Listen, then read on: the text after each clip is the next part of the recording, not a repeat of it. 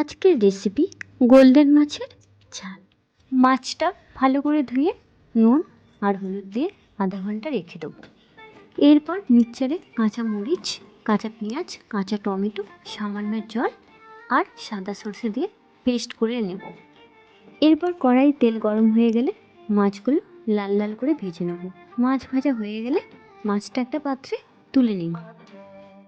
সেই তেলে কালো জিরে, কাঁচা পেঁয়াজ, আলু, নুন আর সামান্য হলুদ দিয়ে লাল লাল করে ভেজে নেব। এরপর সামান্য হলুদ আর লবণ দিয়ে লাল লাল করে ভেজে নেব। ভাজা হয়ে গেলে পেস্ট করা মশলাটা দিয়ে তাতে সামান্য পরিমাণে হলুদ গুঁড়ো, সামান্য লঙ্কা গুঁড়ো, জিরে গুঁড়ো আর ধনে গুঁড়ো আর গোলমরিচ গুঁড়ো দিয়ে ভালো করে কষে নেব।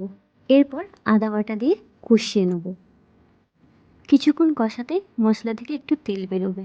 তেল বেরোনোর পর সামান্য পরিমাণে জল দিয়ে দেবেন। এরপর ফুটে গেলে ভেজে রাখা মাছগুলো দিয়ে দেবেন।